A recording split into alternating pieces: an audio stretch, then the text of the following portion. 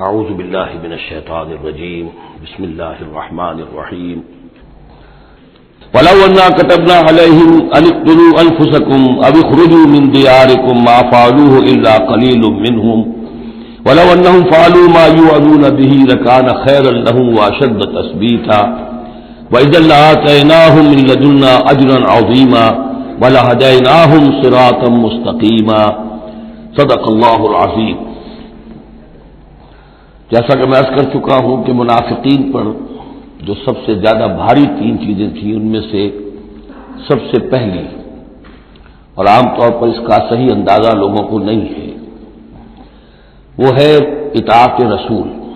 اللہ کی اطاعت وہ ایک کتاب کی اطاعت ہے۔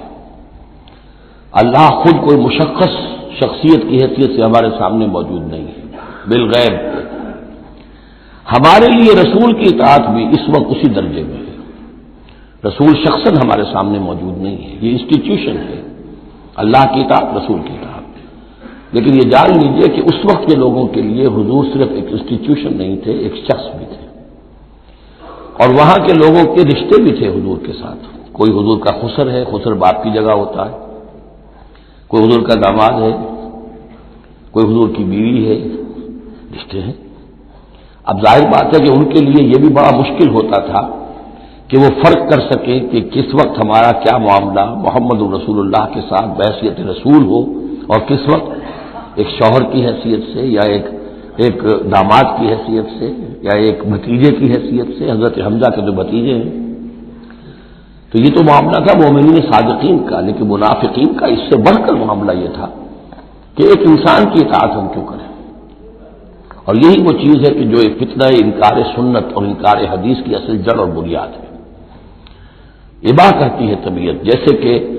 ان عورت کی طبیعت اباہ کرتی ہے کہ شوہر کی تابع داری کیوں کرے، آخر وہ بھی مکمل ہیومن بینگ ہے، مکمل انسان ہے، اس کے احساسات ہیں، تو آسان کام نہیں ہے کہ اس کو ریکنسائل کر سکیں۔ اسی طرح انسان کی اطاعت کرے، یہ بھی در حقیقت اس کو تسلیم کرنا، ذہناً ریکنسائل کرنا آسان نہیں ہے۔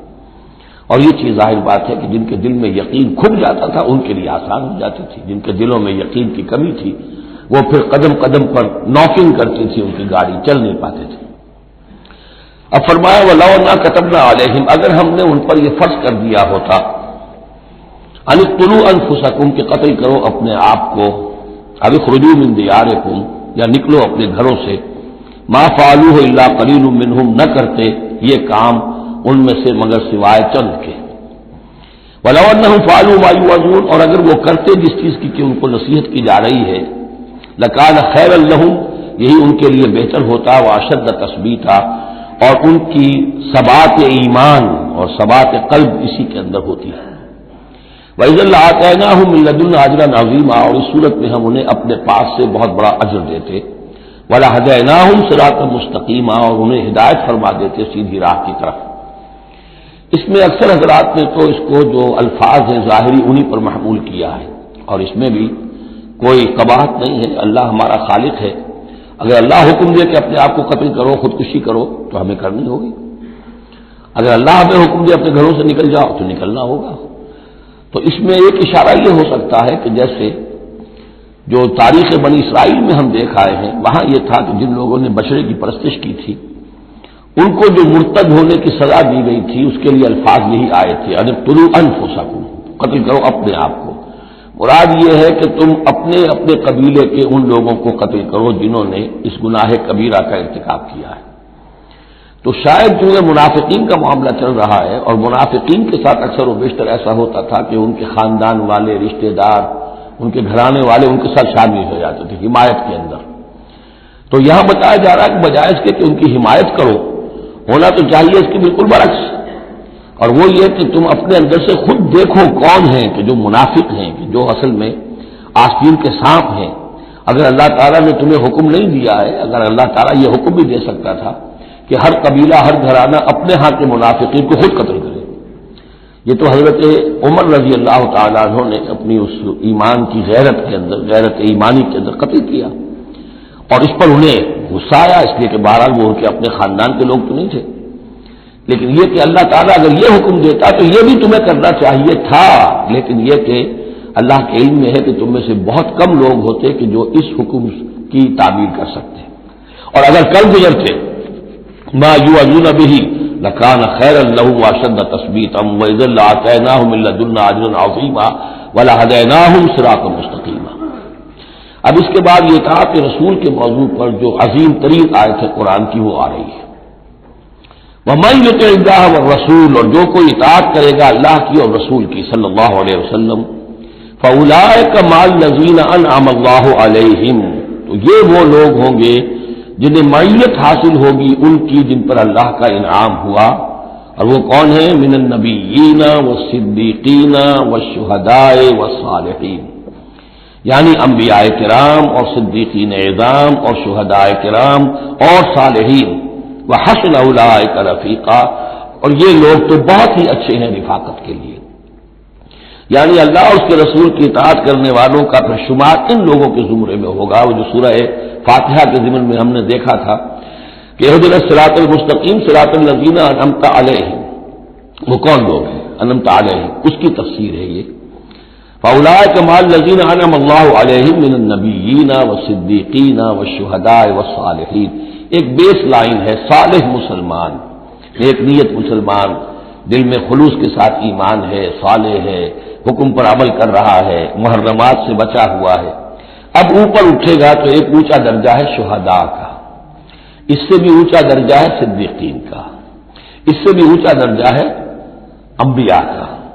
اب انبیاء کا درجہ تو رک جائے گا، اس لیے کہ وہ تو ایک واہبی چیز ہے، کسبی چیز نہیں تھی، لیکن یہ دو درجے تو ابھی موجود ہیں کہ انسان اپنی ہمت سے جتنی محنت کرے، جتنی کوشش کرے، وہ شہادت اور صدیقیت کے مراتب تک فائز ہو سکتا ہے۔ یہ مضمون پوری وضاحت کے ساتھ آئے گا سورہ حدید میں انشاءاللہ۔ ذالک الفضل من اللہ وکفی باللہ علیما، اور یہ اللہ تعالیٰ کا بڑا فضل ہے جن لوگوں کو آخرت میں ان کی معیت حاصل ہو جائے۔ وتوفنا مع الابرار، اے اللہ ہمیں موت دیجو اپنے ابرار بندوں کے ساتھ۔ تو واقعہ یہ ہے ذالک الفضل من اللہ وکفی باللہ علیما، یہ تو اللہ کا بہت بڑا فضل ہے اور اللہ کافی ہے ہر شے کے جاننے کے لیے، یعنی کون کس استعداد کا حامل ہے، کون کس قدر و منزلت کا حامل ہے، اللہ خوب جانتا ہے۔ اب آ رہی دوسری چیز قتال فی سبیل اللہ، جو بڑا سخت امتحان تھا مادی اعتبار سے۔ اطاعت رسول جو ہے وہ زیادہ تر ایک نفسیاتی ایک مرحلہ تھا، نفسیاتی الجھن تھی، لیکن یہ تو ظاہر بات ہے کہ خالص محسوس شے، مادی شے، جان کا خطرہ، مال کا خطرہ۔ یا ایھا الذین آمنوا خذوا حذرکم، اے اہل ایمان اپنے تحفظ کا سامان لے لیا، اپنے ہتھیار لے لیا کرو۔ فانفروا ثبات او انفروا جمیعا، اس کے بعد خواہ تم ٹکڑیوں کی شکل میں نکلو اور خواہ فوج کی شکل میں، یعنی دو طرح کے معاملات ہوتے تھے۔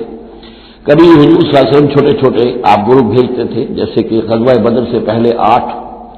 کبھی یہ کہ پوری فوج لے کر جیسے غزوہ بدر میں آپ گئے، غزوہ احد میں آئے، تو ان میں سے جو شکل بھی ہو نکلو اللہ کی راہ میں۔ وَإِنَّ مِنْكُمْ لَمَن لَّيُبَطِّئَنَّ،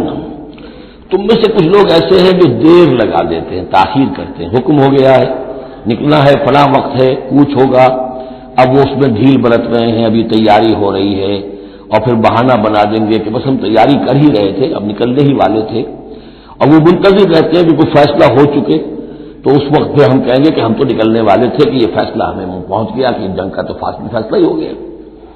فَإِنْ أَصَابَتْكُمْ مُصِیبَةٌ، پھر اگر تمہیں کوئی مصیبت پیش آ جائے، اب ہر مسلمانوں کو جنگ میں نکلے ہیں تو کوئی تکلیف پیش آ جائے، کوئی نقصان ہو، کوئی وقتی طور پر ہزیمت ہو جائے، قال، تو وہ کہے گا قد انعم اللہ علی اذ لم اکن معہم شہیدا، میں تو اللہ نے بڑا انعام کیا، بڑا کرم کیا، جو میں نہیں گیا، میں رہ گیا، میری فلاں جو ضرورت تھی وہ میرے لیے رحمت بن گئی، وہ میرا جو اونٹ گم ہوا تھا اس وقت کہیں وہ اگر میرے پاس موجود ہوتا تو میں بھی وہاں پر خراب ہوتا، یہ تو مجھ پر تو اللہ کا بڑا کرم ہوا ہے کہ میں اس جنگ میں، اس مارکے میں جانے سے بچ گیا۔ وَلَئِنْ أَصَابَكُمْ فَضْلٌ، اور اگر تمہیں کوئی فضل پہنچ جائے اللہ کی طرف سے، فتح ہو جائے اور تم یعنی کامرانی کے ساتھ واپس آؤ اور تم مال غنیمت لے کر آؤ، من اللہ، اللہ کی طرف سے فضل مل جائے، لَيَقُولَنَّ، اس وقت پھر وہ حسرت کے ساتھ کہے گا کہ لَمْ تَكُنْ بَيْنَكُمْ وَبَيْنَهُ مَوَدَّةٌ، بالکل ایسے جیسے تمہارے اور اس کے درمیان کوئی دوستی اور مروت اور مودت ہے ہی نہیں، یا لیتنی کنت معہم فافوز فوزا عظیما، ہائے کاش کہ میں بھی ان کے ساتھ گیا ہوتا تو یہ بڑی کامیابی مجھے بھی حاصل ہو جاتی۔ یہ ان کا کردار ہے جس کا کہ نقشہ کھینچ دیا گیا۔ فلیقاتل فی سبیل اللہ الذین یشرون الحیاۃ الدنیا بالآخرہ،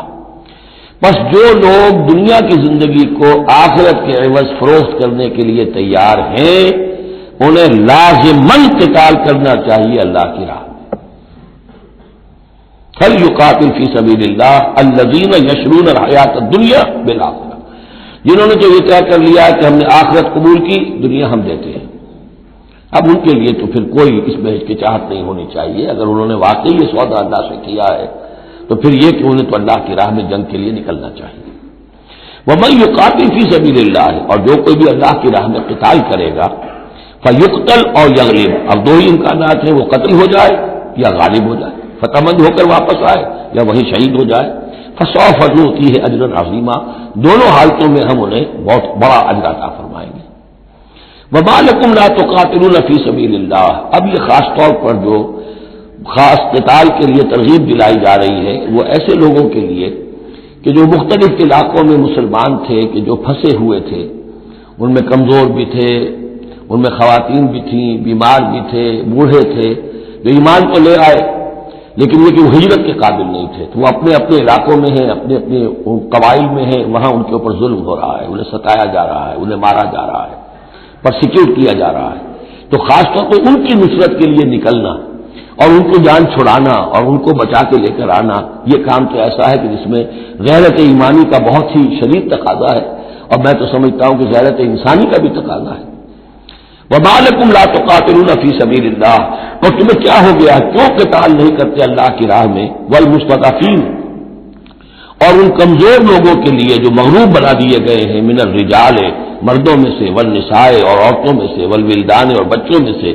الذین یقولون، جو یہ کہہ رہے ہیں، دعائیں کر رہے ہیں، ربنا اخرجنا من هذه القرية الظالم اهلها، اے ہمارے پروردگار ہمیں نکال اس بستی سے جس کے رہنے والے لوگ ظالم ہیں، واجعل لنا من لدنك وليا، اور ہمیں اپنے پاس سے کوئی ہمارا ولی، حمایتی، مددگار بنا دے، واجعل لنا من لدنك نصيرا، اور ہمارے لیے خاص اپنے فضل سے کوئی مددگار بھیج دے۔ اب ان کی جو یہ آہ و بکا ہے وہ بھی تمہیں آمادہ نہیں کر رہی کہ ان پر ظلم ہو رہا ہے، اور ستم ڈھائے جا رہے ہیں، اور تم جو ہے اپنے گھروں سے نکلنے کے لیے تیار نہیں ہو۔ ویسے یہ آیت آج کل بعض لوگ جو ہیں جو اس مختلف قسم کے ہمارے سیاسی قسم کے جہاد چل رہے ہیں، جن پر جہاد فی سبیل اللہ کا لیبل لگا دیتی ہیں بعض جماعتیں، اور اس آیت کو کوٹ کرتی ہیں، تو وہ بالکل یوں سمجھیے کہ وہ آؤٹ آف کانٹیکسٹ ہے۔ یہ کن سے خطاب ہو رہا ہے؟ جن کے ہاں اسلام قائم ہو چکا تھا، ان سے خطاب ہو رہا ہے۔ ہم اپنے گھر میں اسلام قائم کر نہیں سکتے، یہاں پر کوئی جد و جہد نہیں کہ اسلام آ جائے، ہمارے یہاں کفر کا نظام چل رہا ہے، تو ہم تو مخاطب ہی نہیں اس کے، وہ خاتم اہل ایمان ہے، اور اہل ایمان کا فرض کیا ہے؟ پہلے اپنے گھر کو درست کرو، پہلے اپنے ملک کے اندر اسلام قائم کرو، جہاد کرنا یا کرو، جانے ذریعے یاد ہو، طاغوت نہیں ہے یہاں پر حکمران، طاغوت کی حکومت ہے، غیر اللہ کی حکومت ہے، قرآن کے سوا کے اور قانون چل رہا ہے۔ من لم يحكم بما انزل الله فاولئك هم الكافرون ومن لم يحكم بما انزل الله فاولئك هم الظالمون ومن لم يحكم بما انزل الله فاولئك هم الفاسقون، ظالم، فاسق اور کافر اور مشرک تو ہم خود ہیں۔ تو اپنا گھر درست کرو، اور اس کے بعد پھر تمہاری جمعیت ہوگی، تمہارا نظم ہوگا، تمہاری قوت ہوگی۔ حکومت تمہاری دوستیاں کرتی پھرتی ہے ان لوگوں سے جن کے خلاف کہ تم جا رہے ہو اور اپنی جانیں دے رہے ہو۔ تو یہ آیت اپنی جگہ ہے، ہر چیز کو اس کے کانٹیکسٹ کے اندر رکھنا چاہیے۔ الذین آمنوا یقاتلون فی سبیل اللہ، جو لوگ ایمان والے ہیں وہ قتال کرتے ہیں اللہ کی راہ میں، والذین کفروا یقاتلون فی سبیل الطاغوت، اور جو لوگ کافر ہیں وہ بھی قتال کر رہے ہیں، جنگ تو وہ بھی کر رہے ہیں، ابو جہل بھی تو لشکر لے کر آیا تھا، وہ طاغوت کی راہ میں قتال کر رہے ہیں۔ فقاتلوا اولیاء الشیطان، تو قتال کرو، جنگ کرو شیطان کی ساتھیوں سے، شیطان کے حمایتیوں سے، حزب الشیطان سے، ان قید الشیطان کان ضعیفا، یقیناً شیطان کی چال بڑی کمزور ہے، دکھائی دیتی ہے بڑی زوردار، بڑی باروب، لیکن یہ کہ اگر مرد مومن کھڑے ہو جائیں تو پھر اس کے اندر معلوم ہو جاتا ہے کہ پھسپسی چال ہے۔ الم تر الی الذین قیل لهم کفوا ایدیکم واقیموا الصلاۃ وآتوا الزکاۃ، ذرا تم نے دیکھا نہیں ان لوگوں کی طرف جن سے کہا گیا تھا کہ اپنے ہاتھوں کو بندھے رکھو، روکے رکھو، اور نماز قائم کرو اور زکات دو. یہ ہے کہ جو مکے کے اندر حکم تھا 12 برس تک. مکے میں جب مسلمانوں پر ظلم و ستم توڑا جاتا تھا، انہیں ستایا جا رہا تھا، تو بہت سے مسلمان تھے جوش میں بھی اور یقیناً خلوص کے ساتھ ہوش مند ہو کر بھی کہ ہمیں اپنے ان بھائیوں کی مدد کرنی چاہیے.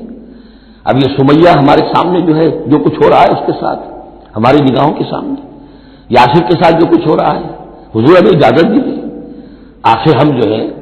ہم نامرد نہیں ہیں، ہم بے غیرت نہیں ہیں، ہم بزدل نہیں ہیں، لیکن اجازت نہیں تھی. یہ منہج انقلاب نبوی کا ایشو ہے. اس وقت حکم یہ تھا اپنے ہاتھ تھامے رکھو. نغمہ ہے بلبل شوریدہ تیرا خام ابھی،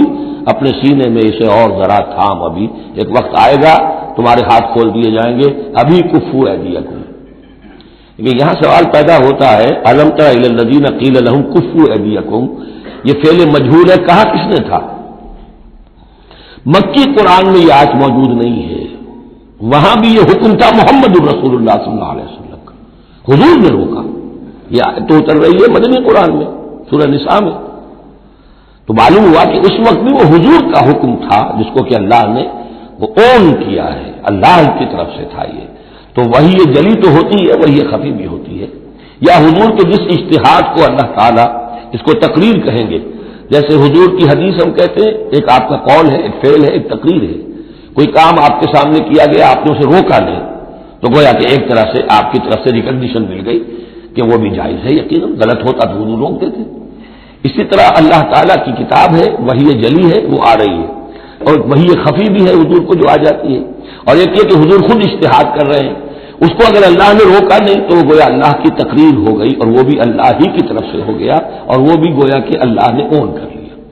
تو اب یہ بھی ہو سکتا ہے کہ وحی خفی کے ذریعے سے اللہ نے مکی دور میں حضور کو یہ حکم دیا ہو کہ جو ہے یہاں نقل ہوا ہے، اور یہ بھی ہو سکتا ہے یہ حضور کا اپنا اجتہاد ہو اور اس کو اللہ تعالیٰ نے قبول کیا ہو. الم تر الی الذین قیل لہم کفوا ایدیکم واقیموا الصلاۃ وآتوا الزکاۃ. اب یہاں محذوف ہے. اس وقت تو کچھ لوگ بڑے زور شور سے کہتے تھے ہمیں اجازت ہونی چاہیے ہم جنگ کریں، لیکن اب کیا حال ہوا؟ فلما کتب علیہم القتال، جب ان پر جنگ فرض کر دی گئی، اذا فریق منہم یخشون الناس کخشیۃ اللہ او اشد خشیہ. تو اب یہ دیکھنے میں آ رہا ہے کہ ان میں سے کچھ لوگ انسانوں سے اس طرح ڈر رہے ہیں جیسے اللہ سے ڈرنا چاہیے، بلکہ اس سے بھی زیادہ ڈر رہے ہیں. اب ظاہر بات ہے یہ وہ مکے کے مہاجرین نہیں ہے، یہ اصل میں وہی منافقین مدینہ جو ہے ان کا حال ہے. لیکن کنٹراسٹ دکھانے کے لیے جو اس دور کی بات تھی اس کے مقابلے میں اس کو لے آیا گیا کہ اصل ایمان تو وہ تھا، اور یہ جو کچھ ہے شکل یہ تو پھر کمزوری ہے اور نفاق کی علامت ہے. وقالوا ربنا لما كتبت علينا القتال، اور وہ کہتے ہیں کہ پروردگار یہ ہم پر تو نے کیوں فرض کر دی جنگ؟ لولا اخرتنا الى اجل قریب، ابھی اے پروردگار کچھ اور عرصے کے لیے، کچھ دیر کے لیے اور کیوں نہ مؤخر کیا اس کو. قل متاع الدنیا قلیل، اے نبی کہہ دیجئے دنیا کا ساز و سامان یہ بہت حقیر سی شے ہے. والآخرۃ خیر لمن اتقى، اور آخرت بہت بہتر ہے اس کے لیے جو تقویٰ کی روش اختیار کرے. ولا تظلمون فتیلا، اور تم پر دھاگا بھر بھی کوئی ظلم نہیں ہوگا، حق تلفی نہیں ہوگی. تمہارے جو بھی اعمال ہیں، انفاق ہے، قتال ہے، جو بھی اللہ کی راہ میں ایثار ہے، بھرپور تمہیں اس کا جو ثواب دے دیا جائے گا. اینما تکونوا یدرککم الموت، اب ظاہر بات ہے کہ قتال سے جی چرانے میں اصل سبب کیا تھا؟ موت کا خوف. اب اس کو کھولا جا رہا ہے جو ان کے دل کے اندر ہے. اینما تکونوا یدرککم الموت، جہاں کہیں بھی ہوگے موت تو تمہیں آ لے گی، پا لے گی. وَلَوْ كُنْتُمْ فِي بُرُوجٍ مُشَيَّدَةٍ، خواہ تم بڑے مضبوط 45 قلعوں کے اندر اپنے آپ کو جا کر محصور کر لو. بروج قلعے کے لیے آتا تھا، مشیدہ بہت مضبوط. وَإِن تُصِبْهُمْ حَسَنَةٌ يَقُولُوا هَٰذِهِ مِنْ عِندِ اللَّهِ، ان منافقین کا ایک اور طرز عمل دیکھیے. اگر مسلمانوں کو کوئی اچھی شے مل گئی، کوئی فتح ہو گئی، کوئی اور خیر آ گیا، حضور کی تدبیر کے اچھے نتائج نکل آئے، تو اسے حضور کی طرف منسوب نہیں کرتے تھے. کیا کہتے تھے؟ ان تصیبہم حسنۃ یقولوا ھذہ من عند اللہ، بڑا اللہ کا فضل ہوا اور اللہ کا کرم ہوا، اللہ نے کیا ہے. وَإِن تُصِبْهُمْ سَيِّئَةٌ، اگر کوئی تکلیف آ گئی، کوئی مصیبت آ گئی، یقولوا هَٰذِهِ مِنْ عِندِكَ، اے محمد آپ کی وجہ سے ہوا ہے، یہ آپ نے یہ غلط اقدام کیا، آپ نے یہ فیصلہ کر لیا کہ کھلے میدان میں جا کے جنگ کریں گے، ہم نے تو مشورہ دیا تھا آپ کو، آپ کی بھی رائے یہی تھی کہ مدینے کے اندر محصور ہو کر جنگ کریں، خیر آ گئی تو اللہ کی طرف سے، اور اگر تکلیف آ گئی تو اے محمد آپ کی طرف سے، قل کل من عند اللہ، کہہ دیجئے یہ سب چیزیں، خیر ہو، شر ہو، تکلیف ہو، آسانی ہو، مشکل ہو، جو بھی صورت ہے سب اللہ کی طرف سے ہیں۔ فما لہؤلاء قوم لا یکادون یفقهون حدیثا، تو ان لوگوں کو کیا ہو گیا ہے کہ یہ کوئی بات بھی نہیں سمجھتے، ان کی مت بالکل ماری جا چکی ہے۔ اب یہاں جو اگلی آیت ہے اس کے بارے میں کافی قول ہیں، لیکن جو میرے نزدیک راجح ہے وہ میں بیان کر رہا ہوں کہ اس میں تحویل خطاب ہے۔ شروع میں جو خطاب کیا جا رہا ہے وہ ان مسلمانوں کو جن کی طرف سے یہ کمزوری یا نفاق ظاہر ہو رہا تھا۔ وما اصابک من حسنۃ فمن اللہ وما اصابک من سیئۃ فمن نفسک، دیکھو اے مسلمان، جو بھی کوئی خیر تمہیں ملتا ہے تمہیں یہی کہنا چاہیے اللہ کی طرف سے، اگرچہ خیر بھی اللہ کی طرف سے اور شر بھی اللہ کی طرف سے، یہ تو جو ہمارے ایمان کا ہے وہ ایمان مفصل والقدر خیرہ وشرہ من اللہ تعالی والبعث بعد الموت، ہمارا ایمان اس پر ہے۔ لیکن طریقہ کیا ہے انسان کے لیے، ادب کیا ہے، صحیح کیا ہے، وہ یہ ہے کہ خیر ملے اللہ کا فضل ہے، اور اگر کوئی خرابی ہوئی ہے میری کسی غلطی سے ہوئی ہے، مجھ سے کوئی کوتاہی ہوئی ہے، مجھے اللہ تعالیٰ نے کوئی تعذیب فرمانی چاہیے۔ وَأَرْسَلْنَاكَ لِلنَّاسِ رَسُولًا، اور اے نبی ہم نے آپ کو تو لوگوں کے لیے رسول بنا کر بھیجا ہے۔ ایک یہ قول ہے کہ اس میں تحویل خطاب ہے، ایک یہ کہ درمیانی ٹکڑے میں بھی خطاب تو حضور سے ہی ہے لیکن استجاب کے انداز میں، اچھا تو جو انہیں خیر مل جائے تمہیں وہ تو ہے اللہ کی طرف سے، اور جو کوئی برائی آ جائے تو اے نبی آپ کی طرف سے ہے، کیا بات یہ کہہ رہے ہیں جبکہ اللہ نے آپ کو تو رسول بنا کر بھیجا ہے۔ تو یہ دو تعبیریں ہیں اس کی، میرے نزدیک پہلی تعبیر راجح ہے، وَكَفَىٰ بِاللَّهِ شَهِيدًا، اور اللہ تعالیٰ کافی ہے گواہ کے طور پر یا مددگار کے طور پر۔ مَن يُطِعِ الرَّسُولَ فَقَدْ أَطَاعَ اللَّهَ، جو کوئی اطاعت کرتا ہے رسول کی، جس نے اطاعت کی رسول کی اس نے اطاعت کی اللہ کی۔ یہ ٹکڑا بہت اہم ہے، اس لیے کہ اس کے ساتھ یہ آپ حدیث اپنے دماغ میں ٹانک لیجئے اپنے ذہن میں، اس لیے کہ یہ جو کام تھا سارا کا سارا ایک جماعتی زندگی کے تحت ہو رہا تھا،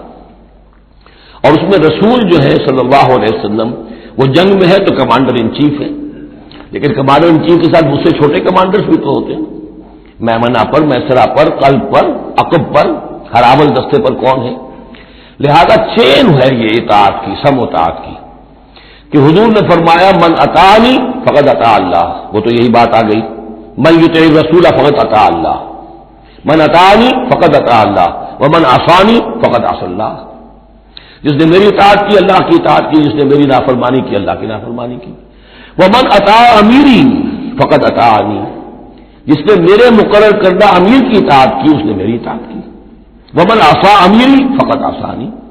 اور جس نے میرے معین کردہ امیر کی مخالفت کی یا اس کی نافرمانی کی اس نے میری نافرمانی کی۔ تو یہ چین چلے گی اوپر سے نیچے تک، جو بھی جماعت ہوگی، لشکر ہوں گے، اس میں جو ہے رینکس ہوں گے، اس میں کادرز ہوں گے، اسی طریقے سے یہ سم و طاعت جو ہے اس کی ایک زنجیر چلتی چلی جائے گی۔ ومن تولی فما ارسلناک علیہم حفیظا، اب جو اس سے منہ موڑ دیں، روگردانی کریں تو اے محمد صلی اللہ علیہ وسلم ہم نے آپ کو ان پر داروغہ بنا کر یا ذمہ دار بنا کر نہیں بھیجا ہے، وہ پھر اپنا معاملہ اللہ کے ہاں جا کر وہ خود اس کا محاسبہ جو ہے فیس کریں گے۔ وَيَقُولُونَ طَاعَةٌ، اور یہ منافقوں کا حال یہ ہے کہ آپ کے سامنے جو کہتے ہیں طاعہ، ٹھیک ہے آپ نے جو فرمایا قبول ہے، ہم اس پر عمل کریں گے۔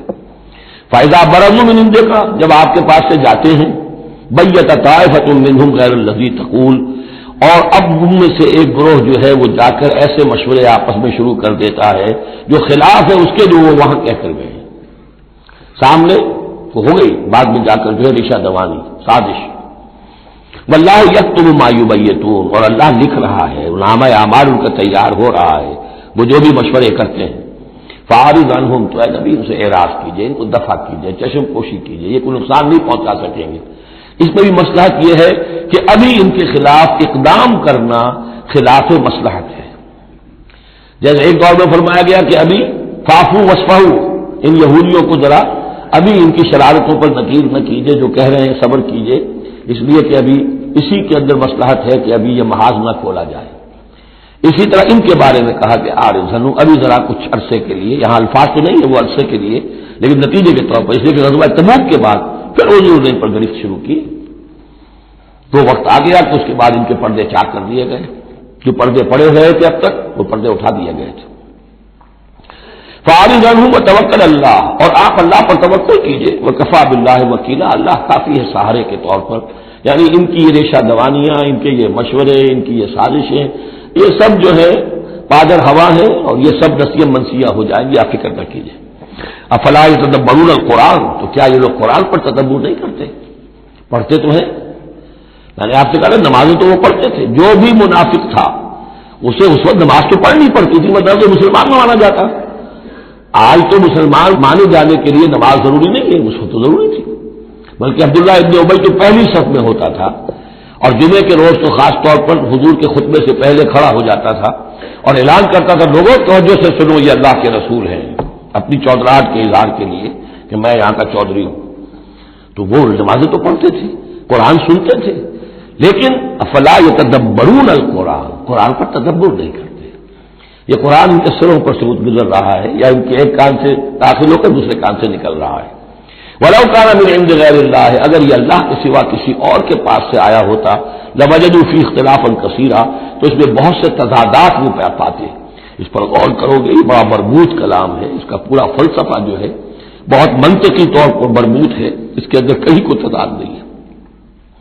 وَإِذَا جَاءَهُمْ أَمْرٌ مِّنَ الْأَمْرِ، ان منافقین کا ایک اور روش،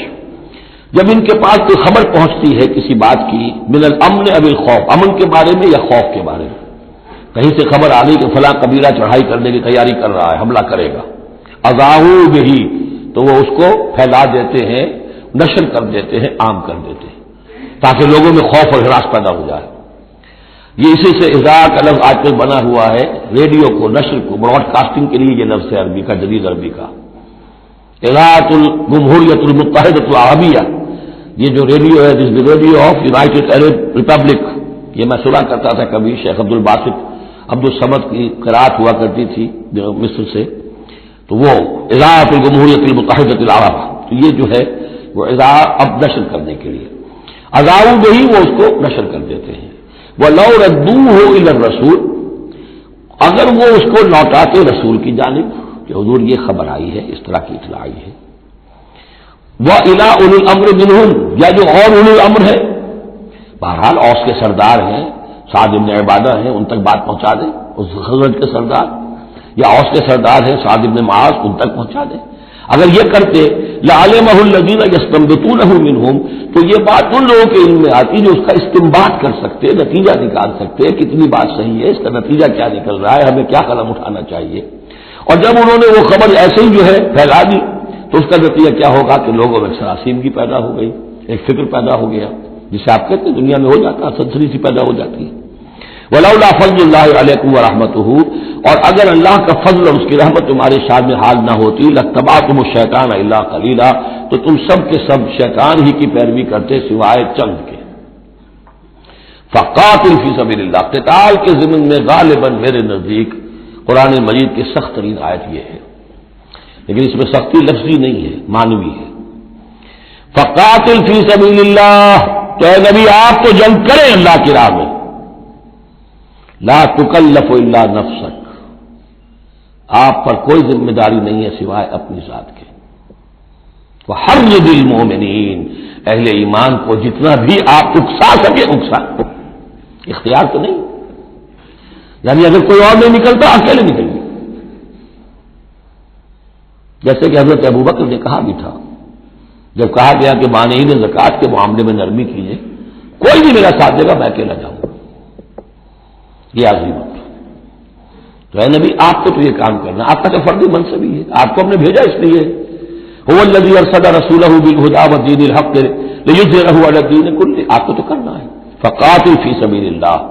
لا تکلف الا نفسک، کوئی اور نہیں جا رہا ہے تو آپ پر ذمہ داری نہیں ہے۔ حرض المؤمنین، یہ حرض ضاد کے ساتھ ہے، ایک حرص ہے صاد کے ساتھ، ہارا صاد، حرص، طمع، کسی چیز کی لالچ، تحریش کے معنی ہو گئے کسی میں کسی شے کی ترغیب پیدا کرنا، لالچ پیدا کرنا، پرسویشن۔ حرض، یہ دور جو آیا ہے یہ ہے جیسے اکسانا، لوگوں کے جذبات کو جوش میں لانا، ایمان کے اندر ان کے جوش پیدا کرنا، یہ ہوگا یہ حرض۔ حرض سے یہ دور ایک نقطے سے بڑا فرق واقع ہوا ہے۔ وحرض المؤمنین عسى الله ان يكف باس الذين كفروا، ہو سکتا ہے یا امید ہے کہ اللہ تعالیٰ جلد ہی ان کافروں کی قوت کو روک دے، تھام لے۔ ان کی جنگ جو ابھی بڑی ان کی چلت پھرت ہو رہی ہے، ابھی یہ کچھ عرصے کی بات اور ہے، وہ وقت بس آیا چاہتا ہے کہ ان میں دم نہیں رہے گا۔ اس لیے کہ سن 5 میں، یوں سمجھیے یہ سن 4 میں نازل ہو رہی ہے سورہ نساء، سن 5 میں سورہ احزاب ہے، اور غزوہ احزاب کے بعد کہہ دیا تھا محمد رسول اللہ صلی اللہ علیہ وسلم نے کہ یہ آخری بار تھی کہ قریش ہم پر ہمراہ آور ہوئے۔ لن یغزوکم قریش بعد عامہم ھذا ولکنکم تغزونہم، اے مسلمانوں بس قریش کی بس ہو گئی ہے، اب وہ آئندہ کبھی تم پر ہمراہ آور ہونے کی ہمت نہیں کر سکتے، اب تو تم ان کے اوپر ان کے خلاف اقدام کرو۔ اس لیے 6 سال میں اگلے سال آپ نے سفر کیا عمرے کا، ٹریٹی ہو گئی، انا فتحنا لک فتحا مبینا، صلح حدیبیہ، اور اس کے بعد 7ویں سال میں اللہ تعالیٰ نے فتح خیبر عطا فرما دی، اور 8ویں سال میں مکہ فتح ہو گیا۔ وہ ایک کے بعد دوسری جو تالے ہیں وہ کھلتے چلے گئے، اور اسی وقت وہ پھر سورہ صف نازل ہو گئی تھی کہ اب وَأُخْرَىٰ تُحِبُّونَهَا نَصْرٌ مِّنَ اللَّهِ وَفَتْحٌ قَرِيبٌ، یہ بھی غزوہ احزاب کے فوراً بعد نازل ہوئی کہ اے نبی بشر المومنین، اہل ایمان کو بشارت دے دیجئے کہ وہ سخت دور گزر گیا، اب اللہ کی طرف سے نصرت اور فتح تمہارے قدم چوما چاہتی ہے۔ عسى الله ان يكف باس الذين كفروا، امید ہے کہ اللہ تعالیٰ ان کافروں کی قوت کو تھام لے گا، ان کی جنگ کو روک دے گا۔ واللہ اشد باس واشد تنکیلا، اور یقیناً اللہ تعالیٰ بہت سخت ہے جنگ میں بھی، قوت میں بھی، اور سزا دینے میں بھی، اور سختی اور عقوبت میں بھی۔ اس کے بعد پھر تمدنی چیزیں کچھ آ رہی ہیں، یہ اب پھر مسلمانوں سے خطاب آ رہا ہے۔ یہ منافقین سے 2 باتیں آ چکی، ایک اطاعت رسول جو ان پر شاخ گزرتی تھی، اور ایک قتال فی سبیل اللہ جو ان کے لیے بہت بڑا امتحان بن جاتا تھا۔ من یشفع شفاعۃ حسنۃ یکن لہ نصیب منہا، انسانی معاشرے کے اندر سفارش کرنا کسی کے لیے یہ بھی ایک اس کا لازمی سا حصہ ہوتا ہے۔ کوئی شخص ہے، اس کی کوئی احتیاج ہے، آپ جانتے ہیں کہ نیک آدمی ہے، صحیح آدمی ہے، بیروپیہ نہیں ہے، دوسرے شخص کو جانتے ہیں کہ وہ اس کی مدد کر سکتا ہے، آپ جا کر اس کے لیے کہیں کہ اس کی مدد کی جائے، میں اس کو جانتا ہوں، یہ کوئی پروفیشنل بیگر نہیں ہے۔ یا اسی طرح کا معاملہ، کوئی مقدمے کا مسئلہ ہے، آپ کے علم میں کچھ حقائق ایسے ہیں کہ جو فائل کے اوپر جو پولیس نے جو بھی کر رکھی ہے کارروائی، وہ دھوکہ دینے والے ہیں، ڈسیونگ ہے، تو آپ جاتے ہیں کسی کے پاس اور کہتے ہیں کہ یہ بات یوں ہے، تو یہ کوئی بری بات نہیں ہے۔ اچھائی کے لیے، نیکی کے لیے، بھلائی کے لیے، خیر کے لیے، عدل کے لیے، انصاف کے لیے اگر سفارش کی جائے تو اس میں کوئی حرج نہیں، بلکہ اس سے اللہ تعالیٰ ثواب عطا فرمائے گا۔ من یشفع شفاعۃ حسنۃ، جو کوئی سفارش کرتا ہے اچھی، یکن لہ نصیب منہا، اسے اس میں سے بھی حصہ ملے گا، اس کی نیکی، اس کے اجر و ثواب میں سے اسے حصہ ملے گا۔ ومن یشفع شفاعۃ سیئۃ یکن لہ کفل منہا، اور کسی نے بری سفارش کی، غلط سفارش کی، جھوٹی کی، حقائق کو توڑا مروڑا، تو پھر اس کے جرم کے اندر جو جس کے لیے وہ سب کچھ کر رہا ہے وہ بھی شریک ہو گیا، اس کا برابر کا حصہ دار ہو گیا۔ واللہ وکان اللہ علی کل شیء مقیتا، اور یقیناً اللہ تعالیٰ ہر شے پر قوت رکھنے والا ہے۔ ایک اور بات، معاشرے کے اندر گریٹنگز کا معاملہ ہوتا ہے، جب ملیں تو آپس میں کس طریقے سے کوئی سلام کریں، یا کیا گڈ مارننگ کہیں، کیا کہیں، صباح الخیر اور مساء الخیر کہیں، کیا کہیں، اس کا بھی اللہ تعالیٰ نے بتایا کہ اس کا قاعدہ کیا ہے۔ وَإِذَا حُيِّيتُم بِتَحِيَّةٍ فَحَيُّوا بِأَحْسَنَ مِنْهَا أَوْ رُدُّوهَا، جب تمہیں کوئی دعا دی جائے، اصل میں عربوں کے ہاں چونکہ یہ رواج تھا حیاک اللہ حیاک اللہ حیاک اللہ، اللہ جو ہمارے ہاں سرائے کے علاقے میں حیاتی ہوئے، تمہاری عمر بڑھے، اللہ تعالیٰ عمر زیادہ کرے، تو یہ وہ انداز ان کا تھا کہ حیاک اللہ، تو اسی سے جو بھی گریٹنگز ہیں ان کے لیے لفظ تحیہ بن گیا ہے۔ اذا حییتم بتحیۃ، جب تمہیں کوئی دعا دی جائے تو پھر تم بھی دعا دو بأحسن منہا، اس سے بہتر۔ السلام علیکم کے جواب میں السلام علیکم ورحمۃ اللہ اضافہ کر کے دیجیے، لوٹائیے، اور ردوہا، کم سے کم اتنی تو کرو کہ برابر جو ہے وہ بات اس کو لوٹا دو۔ ان اللہ کان علی کل شیء حسیبا، یقیناً اللہ تعالیٰ ہر چیز کا حساب کرنے والا ہے. یہ چھوٹی چھوٹی چیزیں بھی جو ہیں ان کی بھی اہمیت ہے، آداب ہے. انسانی زندگی کے اندر اور معاشرتی زندگی میں حسن پیدا ہوتا ہے، اس سے آپس کی محبت پیدا ہوتی ہے. اللہ لا الہ الا ہو، اللہ وہ ہے کہ جس کے سوا کوئی معبود نہیں. لَيَجْمَعَنَّكُمْ إِلَىٰ يَوْمِ الْقِيَامَةِ لَا رَيْبَ فِيهِ، وہ لازماً جمع کرے گا تمہیں قیامت کے دن جس میں کوئی شک نہیں. وَمَنْ أَصْدَقُ مِنَ اللَّهِ حَدِيثًا، اور اللہ سے بڑھ کر اپنی بات میں سچا کون ہوگا. اب یہ منافقین سے پھر اگلی بات شروع ہو رہی ہے، اور یہ ہے تیسری بات، ہجرت. وہ لوگ کہ جو قدرت رکھنے کے باوجود، مقدرت رکھنے کے باوجود ہجرت نہیں کر رہے تھے. یعنی ایک تو وہ ہے جو بیمار ہیں، بوڑھے ہیں، راستہ نہیں چل سکتے، راستہ انہیں آتا نہیں ہے، عورتیں ہیں، ان کا معاملہ تو پہلے آ چکا، ان کے لیے تو تمہیں قتال کرنا چاہیے تاکہ انہیں چھڑاؤ وہاں سے. ایک وہ ہے جو کہ اپنے ان کافر قبیلوں کے اندر، اپنی ان بستیوں کے اندر آرام سے رہ رہے ہیں اور وہ ہجرت نہیں کر رہے، جبکہ ہجرت اب فرض کر دی گئی تھی. اور ہجرت فرض کیوں کر دی گئی تھی یہ بھی سمجھ لیجئے. اس لیے کہ جب حضور کی دعوت اور تحریک جو ہے وہ اس مرحلے میں آ گئی کہ اب قتال چاہیے، تو اب ظاہر بات ہے کہ جو آفینسو لینا ہے باطل کے خلاف، جو اقدام کرنا ہے، تو جتنی بھی اویلیبل طاقت ہے اسے ایک مرکز پہ آنا ضروری ہے. اگر منتشر پڑے رہی طاقت ساری تو پھر یہ ہے کہ وہ آپ کی کامیابی کا امکان کم ہے. اب تو جتنی بھی آپ کو مین پاور اللہ نے فراہم کی ہے اب تک، اس سب کو بلاؤ ایک مرکز پہ ہو تاکہ پوری قوت کے ساتھ ایک جگہ سے فیصلہ کو اقدام کیا جا سکے. یہ اس کی حکمت ہے. تو جو ہجرت ہوئی تھی پہلے مکی دور میں، جو حبشہ کی تھی، وہ آپشنل تھی، وہ تو صرف اجازت تھی ہجرت کی، اس کا حکم نہیں تھا. ہجرت مدینہ کا حکم تھا. اب جو لوگ ہجرت نہیں کر رہے ان کا ذکر ہے ان منافقوں کا کہ جو اس بنا پر منافق قرار پائے کہ وہ ہجرت نہیں کر رہے. فَمَا لَكُمْ فِي الْمُنَافِقِينَ فِئَتَيْنِ، اور تمہیں کیا ہو گیا ہے ایسے منافقوں کے بارے میں. یہ بات آگے واضح ہو جائے گی کہ کن منافقین کا تذکرہ ہے یہ. تم دو گروہوں میں تقسیم ہو گئے ہو. یعنی کچھ لوگ ان کی حمایت کرتے نہیں بھائی ٹھیک ہے کوئی بات نہیں، ان کے ساتھ کوئی نرمی ہونی چاہیے، آخر ایمان تو لائے تھے نا، اب نہیں ہجرت کر سکے. اور کچھ لوگ جو ہے وہ اللہ کے حکم کے معاملے میں سختی سے عمل کرنا چاہتے ہیں. تو اب مسلمانوں تمہیں کیا ہو گیا؟ ان کے بارے میں دو گروہوں میں کیوں تقسیم ہو گئے؟ واللہ ارکسہم بما کسبوا، اللہ نے تو ان کے کرتوتوں کے سبب ان کو الٹ دیا. یعنی ان کا ہجرت نہ کرنا در حقیقت ثبوت ہے اس بات کا کہ ایمان سلب ہو گیا ان کا. ہاں کوئی مجبوری ہوتی تو بات اور تھی. اتریدون ان تهدوا من اضل اللہ، کیا تم چاہتے ہو کہ ان کو ہدایت دے دو جن کی کہ گمراہی پر اللہ کی طرف سے مہر تصدیق ثبت ہو چکی ہے. وَمَن يُضْلِلِ اللَّهُ فَلَن تَجِدَ لَهُ سَبِيلًا، اور جس کی گمراہی پر اللہ کی طرف سے آخری مہر تصدیق ثبت ہو چکی ہو پھر تم اس کے لیے کوئی راستہ نہ پاؤ گے.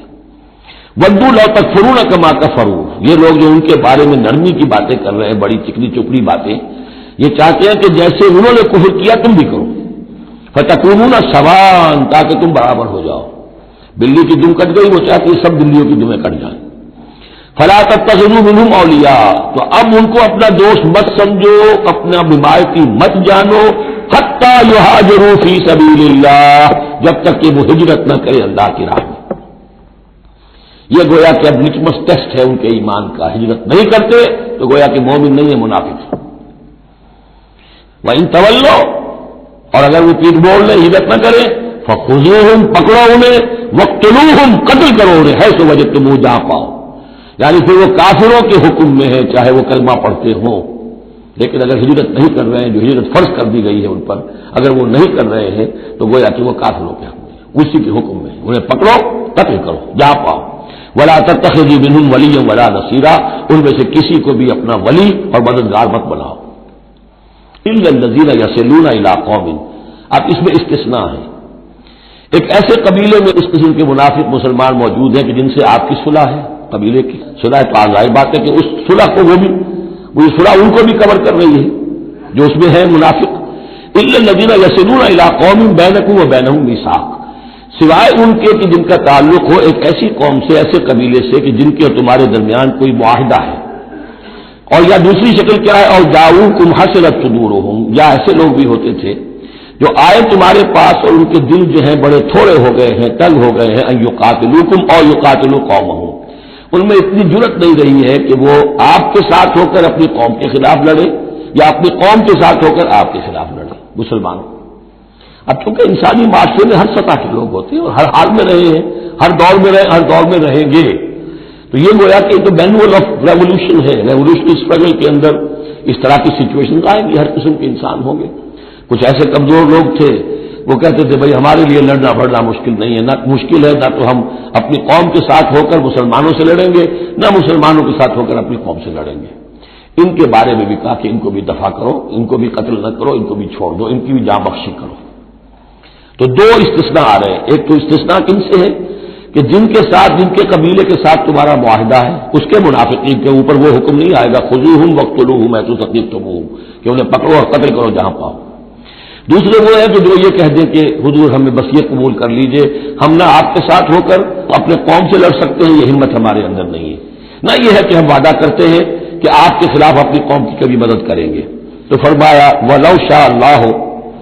اگر اللہ چاہتا لَسَلَّطَكُمْ عَلَيْكُمْ فَلَقَاتَلُوكُمْ، یہ بھی تو ہو سکتا تھا کہ اللہ انہیں تمہارے خلاف مسلط کر دیتا اور وہ تمہارے خلاف قتال کرتے۔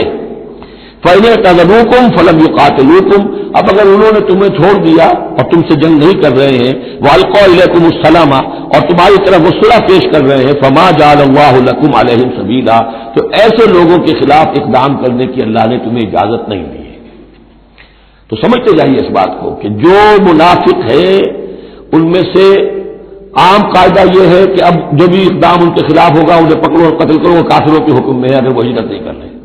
اللہ یہ نمبر ایک کہ ان کے قبیلے سے تمہارا معاہدہ ہے تو وہ کور کر جائے گا ان کو۔ دوسرا یہ کہ وہ آ کر اگر یہ کہہ دے کہ ہم نیوٹرل ہو جاتے ہیں بالکل، تب بھی انہیں چھوڑ دو۔ تیسرا ایک اور کیا، ستجدون آخرین، تم پاؤ گے ایک اور قسم کے لوگوں کو، یریدون ان یامنوکم ویامنوا قومہم، وہ بھی کہتے تو یہ چاہتے ہیں کہ تم سے بھی امن میں رہے، اپنی قوم سے بھی امن میں رہے، اس میں نہیں آنا چاہتے جھگڑے میں۔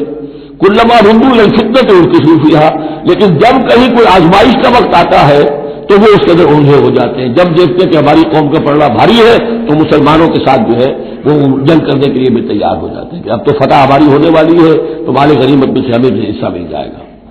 فَإِن لَّمْ يَعْتَزِلُوكُمْ، تو ایسے لوگ اگر تم سے علیحدہ نہیں رہتے، باز نہیں رہتے تمہارے خلاف لڑنے سے، وَيُلْقُوا إِلَيْكُمُ السَّلَامَ، اور اگر تمہارے سامنے صلح پیش نہیں کرتے، وَيَكُفُّوا أَيْدِيَهُمْ، اور اپنے ہاتھ نہیں روکتے، فَخُذُوهُمْ، تو پکڑو انہیں، وَاقْتُلُوهُمْ، اور قتل کرو انہیں، حیث ثقفتموہم، جہاں بھی کہیں پاؤ۔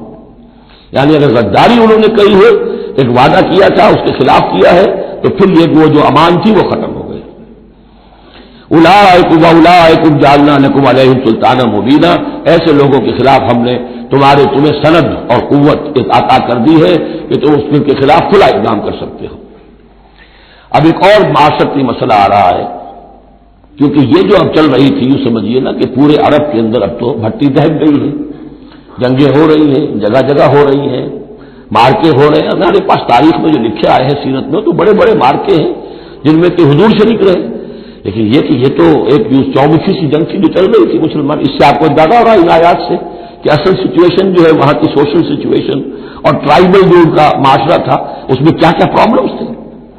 اب اس میں یہ ہے کہ فرض کیجئے کسی شخص نے کسی مسلمان کو مار دیا، لیکن یہ اس نے کہا کہ میں نے تو مارا نہیں، میرے اتفاق سے میں نے تو تیر چلایا تھا کسی جانور پر، کسی ہرن پر لگ گیا، اس کو ہو سکتا ہے، یہ ممکن ہے۔ تو اب کسی مسلمان کا مسلمان کو قتل کرنا دو طرح کا ہے، قتل خطا اور قتل عمد، اس کا کیا حکم ہے؟ ما کان للمؤمن ان یقتل مؤمنا الا خطا، کسی مومن کے لیے یہ روا نہیں ہے کہ مومن کو قتل کرے مگر خطا کے طور پر،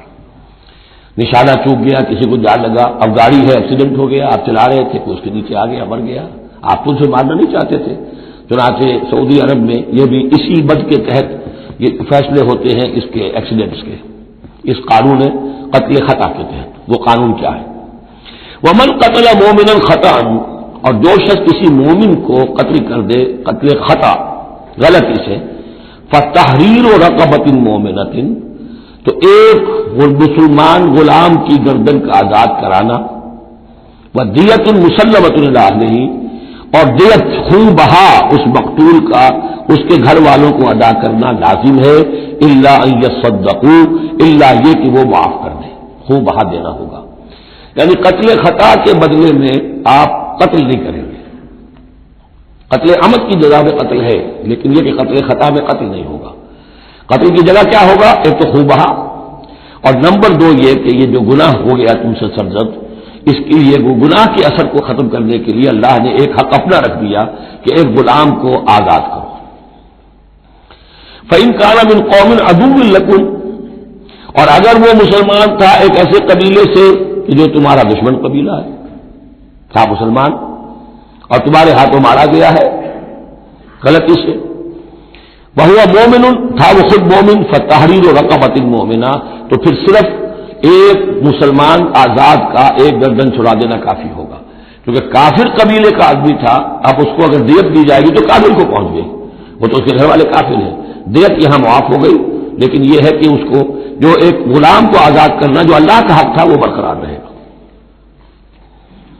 وَإِن كَانَ مِن قَوْمٍ بَيْنَكُمْ وَبَيْنَهُم مِيثَاقٌ، اور اگر وہ ہو ایسے قوم سے، ایسے قبیلے سے کہ تمہارے اور اس کے درمیان، اس کے قبیلے کے درمیان معاہدہ ہے،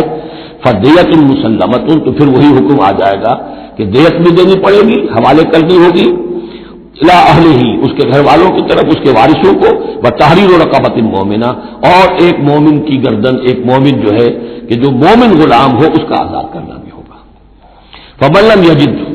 تو جو یہ نہ پائے، یعنی یہ جو اب 2 حق ہو گئے، ایک ہے دیت، وہ تو مقتول کے جو ورثہ ہے ان کا ہے، اس میں تو معافی نہیں ہو سکتی، البتہ اللہ نے جو رکھا ہوا ہے کہ ایک مومن غلام کو آزاد کیا جائے، اگر کسی کے اندر اتنی مقدرت نہیں ہے تو اللہ نے نرمی کر دی اپنے حق میں، فمن لم یجد فصیام شہرین متتابعین، جس کے پاس اتنا پیسہ نہیں ہے کہ کوئی مسلمان غلام کو خریدے اور آزاد کرے تو وہ 2 مہینے کے پے بپے متواتر روزے رکھے، توبۃ من اللہ، یہ اللہ کی طرف سے اس کے جرم کا کفارہ بن جائے گا، اس کے توبہ کے قبول کا ذریعہ بن جائے گا، وکان اللہ علیما حکیما، اور یقیناً اللہ تو علیم اور حکیم ہے۔ اب آ رہا قتل عمد، ومن یقتل مؤمنا متعمدا، اور جو کوئی قتل کرے گا کسی مومن کو جان بوجھ کر قتل عمد، فجزاؤہ جہنم خالدا فیہا، اس کا بدلہ تو جہنم ہے جس میں وہ ہمیشہ ہمیشہ رہے گا، وغضب اللہ علیہ، اور اللہ تعالیٰ کا غضب اس پر ہوگا، ولعنہ، اور اللہ نے اس پر لعنت فرمائی، وعد لہ عذاب عظیما، اور اس کے لیے بہت بڑا عذاب تیار کیا ہے۔ شروع میں آیا تھا کہ 2 چیزیں ہیں، حرمت جان، حرمت مال، معاشرے کی بنیاد اس پر قائم ہے، لہذا یہ کہ ایک مسلمان کا قتل کر دینا بھی اللہ کے ہاں کتنا بڑا ہے۔ آگے چل کر سورہ مائدہ میں اس سے بھی آگے آ گیا، فکأنما قتل الناس جميعا، کسی ایک انسان کو ناحق قتل کر دینا بھی ایسے ہے جیسے کہ پوری نوع انسانی کو قتل کر دیا، اس لیے کہ تمدن کی جڑ کاٹ دی۔ اور اس سے اندازہ کیجیے ہمارے ہاں کتنا کچھ ایمان و اسلام ہے، یہ جان انسانی جو ہے کتنی سستی ہو چکی ہے، اور قتل عمد جس طریقے سے ہو رہا ہے، مچھر کی جان اور انسان کی جان ایک جیسی ہے۔ یا ایھا الذین آمنوا اذا ضربتم فی سبیل اللہ فتبینوا ولا تقولوا لمن القی الیکم السلام لست مؤمنا۔ اب اس آیت کو بھی آپ سمجھیں گے اسی پس منظر میں کہ یہ چومکھی جنگ چل رہی ہے، ہر جگہ ہو رہا ہے معاملہ، تو آپ اس میں فرض کیجئے کہ کہیں کوئی مقابلہ ہوا، آپ نے سمجھا کہ یہ کافر آ رہا ہے، جب آپ اس کے قریب آئے، اسے مارنے لگے، قتل کرنے لگے، اس نے کلمہ پڑھ دیا میں تو مسلمان ہوں، اب کیا کریں گے؟ اس کا حکم دیا جا رہا ہے، یا ایھا الذین آمنوا اذا ضربتم فی سبیل اللہ، اہل ایمان جب تم اللہ کی راہ میں نکلو، فتبینوا، تو تحقیق کر لیا کرو، وَأَتَقُولُوا لِمَنْ أَلْقَى إِلَيْكُمُ السَّلَامَ، اور جو شخص بھی تمہارے سامنے اسلام پیش کرے یا سلام پیش کرے اس کو یہ مت کہو کہ لست مومنا، کہ تم مومن نہیں ہو، تمہیں کیا معلوم؟ ایمان کا تعلق دل سے ہے، دنیا کا سارا معاملہ اس کے اسلام پر ہوگا۔ اگر وہ کلمہ شہادت پڑھ رہا ہے اور اپنے اسلام کا اظہار کر رہا ہے، یو ہیو ٹو ٹیک ہم آن ہز ورڈز۔ تو یہ معاملہ ہو گیا تھا حضرت اسامہ کے ساتھ، حضرت اسامہ کا جنگ میں ایک کافر سے دو بدو مقابلہ ہوا، جب وہ کافر بالکل زیر ہو گیا کہ اب اس کو معلوم ہوا کہ میرے لیے بچت کا کوئی راستہ نہیں ہے، تو کلمہ پڑھ دیا، اشہد ان لا الہ الا اللہ واشہد ان محمد رسول اللہ۔ حضرت اسامہ نے وہی سمجھا جو کوئی بھی شخص سمجھتا کہ اس نے جان بچانے کے لیے ہیلا کیا ہے، بہانہ کیا ہے، اپنی تلوار نے روک کے قتل کر دیا، لیکن دل میں خلش رہی۔ پھر آپ کے خود انہوں نے کہا یا حضور تک اطلاع پہنچی تو حضور ناراض ہوئے، اے اسامہ کیا کرو گے اس دن، کیا جواب دو گے جب وہ کلمہ شہادت تمہارے خلاف مدعی ہو کر آئے گا کہ میرے ہوتے ہوئے تلوار چلی اس کی؟ جب انہوں نے کہا کہ وہ تو جان بچانے کے لیے اس نے کیا، ہم نے فرمایا حلا شفق پکلمہ، تو تم نے اس کا دل چیر کر کے نہیں دیکھ لیا کہ اس کے اندر ایمان ہے کہ نہیں ہے؟ جس قدر غصے کا غضب کا انداز ہے، وہی بات کہی جا رہی ہے. یا ایھا الذین آمنوا اذا ضربتم فی سبیل اللہ فتبینوا ولا تقولوا لمن القى الیکم السلام لست مؤمنا تبتغون عرض الحیات الدنیا.